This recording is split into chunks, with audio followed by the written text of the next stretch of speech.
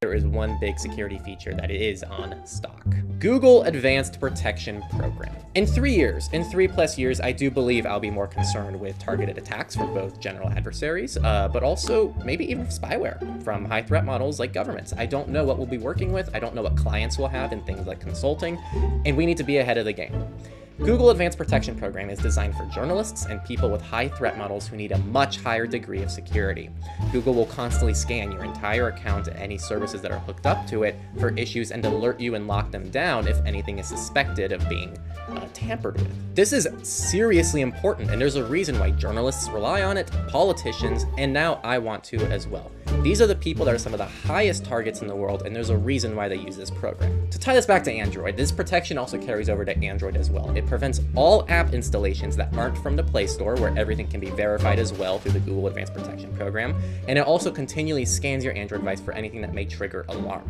So now, I'm on stock with Google Advanced Protection Program protection, as I believe I could be a target in the next 3 to 5 years. It's a really sucky situation to be in because there's really no winning, but pretty much I'm having to pick my enemies here, and this is unfortunately the lesser of two evils that I think is what I'm gonna have to deal with in the next 5 years. Having Google Pay access means I can actually pay for some of the applications I always wanted to pay for easily and conveniently.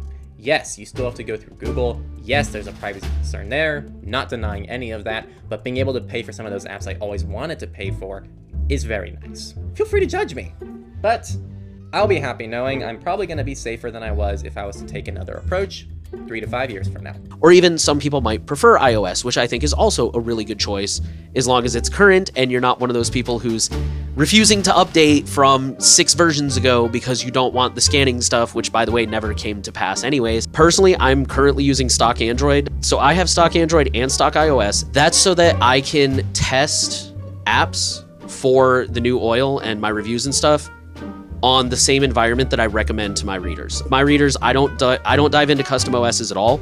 I do mention them. I say like, hey, these exist, but they're advanced. They fall way outside the scope of this website. Go check them out if you want more information. I'm not going to talk about them here. Being on stock Android was really awesome as well. I really liked being on stock Android. I know we made that video that people were like, oh my god, so angry about because they couldn't watch a whole video and understand threat modeling well enough to understand like why I was using stock Android for a brief time. It's funny because I was only on stock Android for like a few weeks before I think lockdown was released. And then I'm like, oh, perfect. This actually resolves like my core issue with like iPhones. And so I've been on an iPhone the last like 3-4 months now. I'm still gonna always recommend an Apple iDevice over like any Android device to most people in my life. It's just generally gonna be better for privacy and security for them, from what I've done and what I've researched.